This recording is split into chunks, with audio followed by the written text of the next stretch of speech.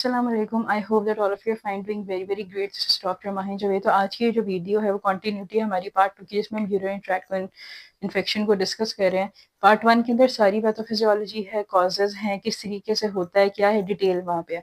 Part 2 के अंदर जो है वो मेडिकल मैनेजमेंट किस तरीके से होती है, और पार्ट 3 के अंदर जो आज हम डिस्कस करेंगे वो मेडिकल न्यूट्रिशन थेरेपी है यूरिनरी ट्रैक्ट इन्फेक्शन की। यूरिनरी ट्रैक्ट इन्फेक्शन को ट्रीट करने के लिए आपको एंटीबायोटिक्स की मेडिकल उसकी थेरेपी की रिक्वायरमेंट तो है, लेकिन आपको मेडिकल न्यूट्रिशन थेरेपी की भी रिक्वायरमेंट है, क्योंकि जब तक आपका फूड आपके अंदर वो वाला नहीं जा रहा जिसकी आपकी बॉडी को रिक्वायरमेंट है, तो उसके साथ क्या इशू होगा कि आपकी बॉडी जो है वो और ज़्यादा जो है वो स्वे कर देगी उस स्पेसिफिक कंडीशन को जिसमें वो है। ठीक है, तो मेडिकल न्यूट्रिशन थेरेपी के अंदर आपके पास सबसे इम्पॉर्टेंट चीज़ क्या आती है कि फ्लूइड इनटेक। अब देखो, फ्लूइड इनटेक आपका जो होना चाहिए पर डे वो 2 to 3 लीटर होना चाहिए। अगर आप इससे ज़्यादा पीते हो तो वेल एंड गुड है।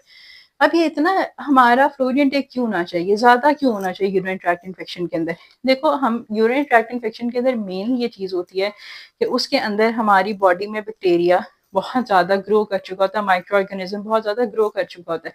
उस माइक्रो ऑर्गेनिज्म को आपकी बॉडी से फ्लश आउट करवाने के लिए या बैक्टीरिया को फ्लश आउट करवाने के लिए पर्टिकुलर फ्लूइड, इतना हम फ्लूइड पेशेंट को देते हैं ताकि पेशेंट को ज़्यादा एक यूरिनरी फ्लोज का बिल्ड हो और बॉडी से टॉक्सिन्स जो हैं, स्पेशली आपका बैक्टीरिया, फ्लश आउट हो।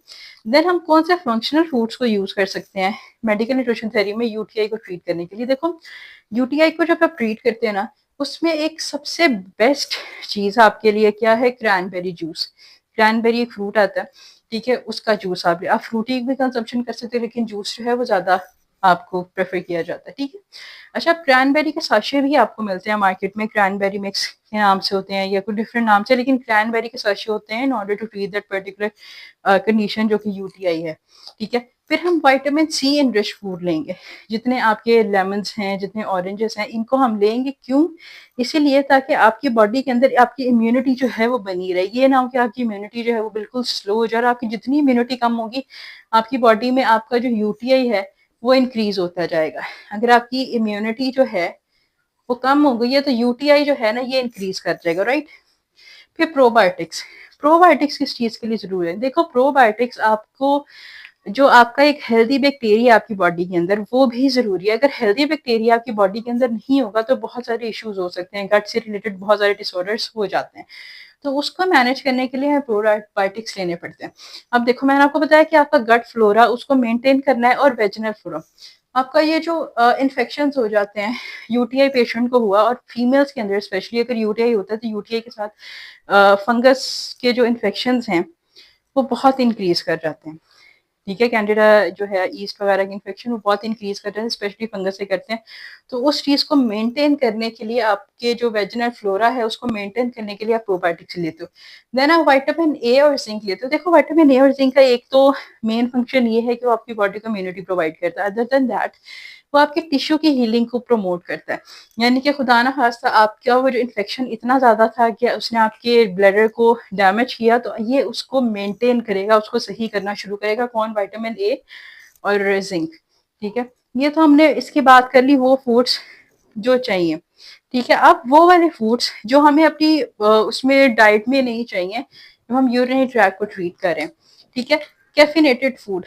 अच्छा, कैफिनेटेड के साथ ये होता है बाज़ दफ़ा, कैफीन जो है ना वो डायूरेटिक है, आपको यूरिनेशन को इंक्रीज करवाती है, लेकिन बाज़ दफ़ा वो इतना ज़्यादा इंक्रीज करवा देती है कि आपकी बॉडी में डिहाइड्रेशन हो जाती है। जब तक आपका डॉक्टर या आपका डाइटिशियन आपको स्पेसिफिक सप्लीमेंट या मेडिकेशन रिकमेंड नहीं करता, तब तक आपने इस तरह की डायूरेटिक खुद ब खुद नहीं लेनी है, पानी का इंटेक करना है सिर्फ।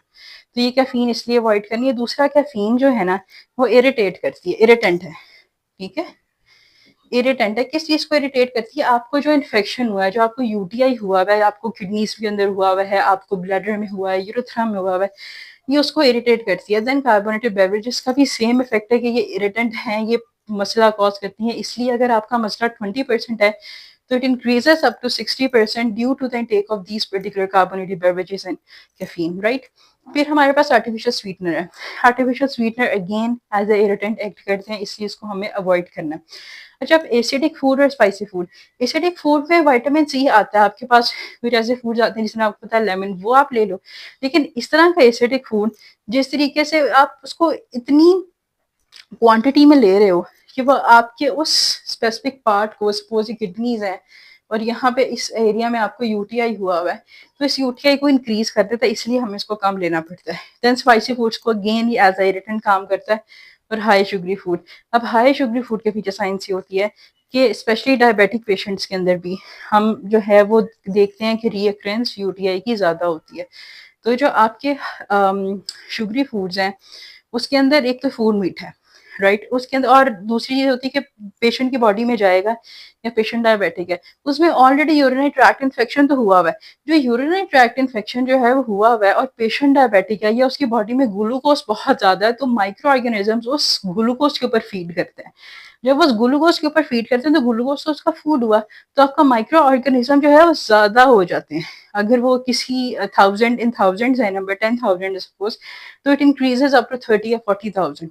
इसलिए डायबिटिक पेशेंट के अंदर भी यूटीआई के चांसेस बहुत होते हैं। और अदरवाइज आपको अगर यूटीआई हुआ है तो आपको हाई शुगरी फूड्स जो है वो अवॉइड करने, वो नहीं लेने। Then we have alkaline diet. Medical nutrition therapy के अंदर we have alkaline approach, alkaline diet approach. Alkaline diet approach होती है कि वो स्पेसिफिक आपका एरिया जहाँ पे हुआ है उसके अंदर इरिटेंट ना आए, वहाँ पे एसिड प्रोड्यूस ना हो, क्योंकि यूरिनरी ट्रैक्ट इन्फेक्शन के अंदर बात वही होता है कि आपका स्टमक भी सही तरीके से काम नहीं कर रहा, आपका स्टमक एसिड बहुत ज्यादा प्रोड्यूस करना शुरू कर देता है। उसको काम करने के लिए वी हैव एल्कलाइन डाइट कि आपका एसिड मैनेज हो विद द बेस, जिसको हम एल्कलाइन कहते हैं। एल्कलाइन के अंदर आपके पास कौन से फूड जाते हैं? For example we have bananas, potatoes, melons और कॉलीफ्लावर। बहुत सारे और भी हैं लेकिन ये वो हैं जो आप डेली बेसिस पे कंज्यूम कर सकते हो। Then we have anti inflammatory diet. Obviously आपकी बॉडी के अंदर इन्फेक्शन हुआ है, उस इन्फेक्शन को कम करने के लिए और इस इन्फेक्शन को मैनेज करने के लिए we have anti inflammatory diet, जिसके अंदर एंटीऑक्सीडेंट्स हैं, एंटी इन्फ्लेमेटरी प्रॉपर्टीज हैं। जैसे आपका जिंजर है, गार्लिक है, आप उसकी टी पी सकते हो, जिंजर टी पी सकते हो, उसका बहुत अच्छा इफेक्ट होता है। ठीक है, आप जो अच्छा एल्कलाइन डाइट के अंदर एक और चीज होती है कि आपका योगर्ट भी आता है। आपके यूटीआई को ट्रीट करने के लिए जो बेस्ट फूड है दैट इज योगर्ट। अगर किसी पेशेंट को यूरिनरी ट्रैक्ट इन्फेक्शन है, वो मेडिकेशन सारी कर रहा है, मेडिकल न्यूट्रिशन थेरेपी में मेन उसका गोल ये होगा कि वो डेली बेसिस पे एम्प्टी स्टमक 1 कप या हाफ कप योगर्ट की कंजम्पशन करेगा और आफ्टर अ वीक उसका सारे का सारा जो फ्लोरा है वो सही हो जाएगा, उसका यूरिनरी ट्रैक्ट जो इन्फेक्शन वो खत्म हो जाएगा। ये बहुत इंपॉर्टेंट बात है, इसको याद रखनी है। अच्छा, एंटी इन्फ्लेमेटरी डाइट के अंदर बहुत सारी डिफरेंट चीज़ें हैं। टर्मरिक आ सकता है, फ्लैक्स सीड्स, वॉलनट्स हैं, ओमेगा 3 आपको लेने हैं।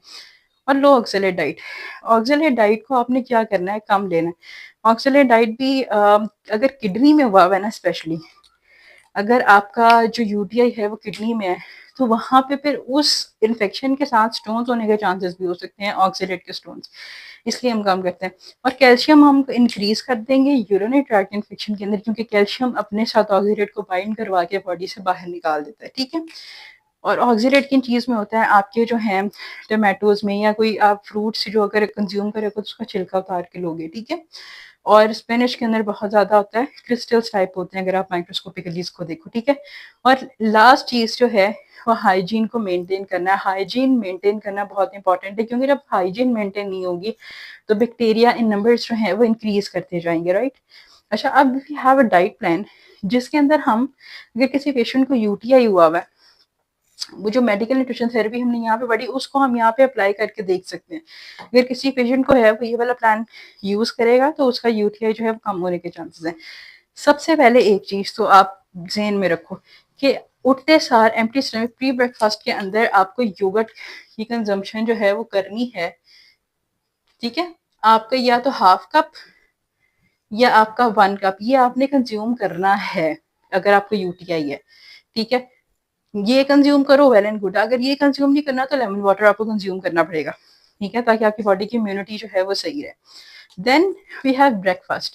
अब ब्रेकफास्ट के अंदर हमने यहाँ से जो चीज़ें पढ़ी ऐसी चीज़ें लेंगे जिनके अंदर कैल्शियम ज़्यादा है, जिनके अंदर ऑक्सलेट नहीं है, जिनके अंदर विटामिन सी ज़्यादा है, उन चीज़ों को हम लेंगे।